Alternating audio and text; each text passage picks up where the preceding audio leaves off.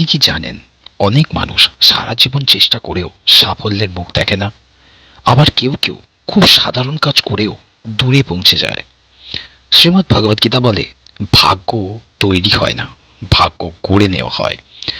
আজ আমি আপনাকে বলবো গীতার এমন 4টি কর্মসূত্র যা আপনাকে নিশ্চিত সাফল্যের পথে নিয়ে যাবে। আমাদের সবচেয়ে বড় ভুল কি জানেন? আমরা কাজ শুরু করার আগেই ফলের চিন্তা শুরু করি। সফল হব তো?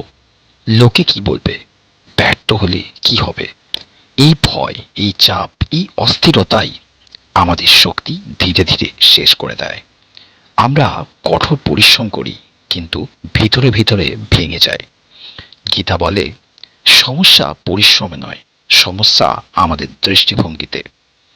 আপনি যদি চান গীতার জ্ঞান শুধু শোনা নয়, বাস্তব জীবনেও প্রয়োগ করতে, তাহলে এখনই গীতা বার্তা পরিবারে সাবস্ক্রাইব করে যুক্ত হয়ে যান।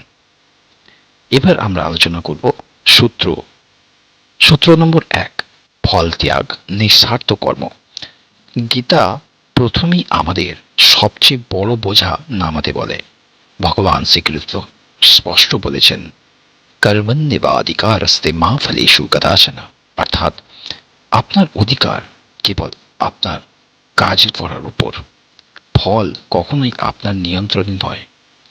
যখন আপনি ফলের চিন্তা ছেড়ে দিয়ে কাজ করেন, তখন ভয় কমে যায়, আত্মবিশ্বাস বেড়ে যায়, মন পরিষ্কার হয়, আর তখনই আপনি নিজের সেরা রূপে কাজ করতে পারেন। এটাই গীতার প্রথম এবং সবচেয়ে শক্তিশালী সাফল্য সূত্র। সূত্র নম্বর 2, সমত্ব যোগ, স্থির বুদ্ধি। জীবনের পথে দুটি জিনিস আসবেই, সাফল্য এবং ব্যর্থতা। কিন্তু গীতা বলে, যে মানুষ দুটোকেই সমভাবে গ্রহণ করতে পারে, সাফল্য তার কাছেই যায়।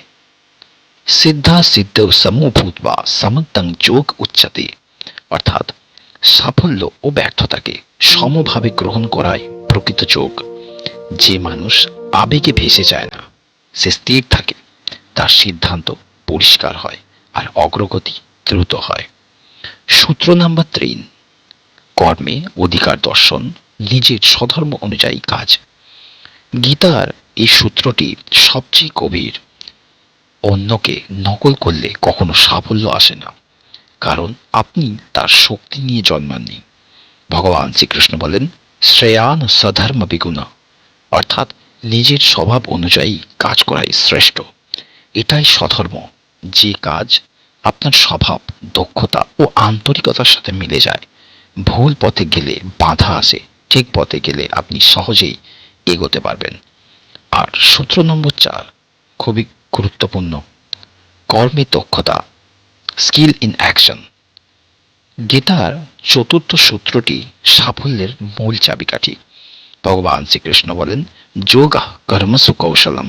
অর্থাৎ যোগ মানে শুধু ধ্যান নয়, যোগ মানে কর্মদক্ষতা, ফোকাস, শুদ্ধতা, নিয়ন্ত্রিত পরিশ্রম।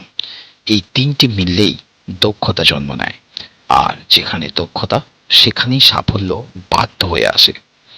বন্ধু, ভাগ্য কারোর জন্য আলাদা নিয়ম বানায় না, কিন্তু যে গীতা এই 4টি কর্মসূত্র মানে, তার জীবনে পরিবর্তন নিশ্চিত।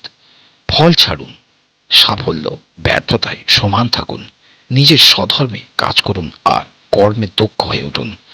এমনই আধ্যাত্মিক সত্য, গীতার জ্ঞান আর জীবনের গভীর শিক্ষা পেতে গীতা পরিবারে যুক্ত হন, আর নিজের জীবনকে আলোর পথে নিয়ে যান।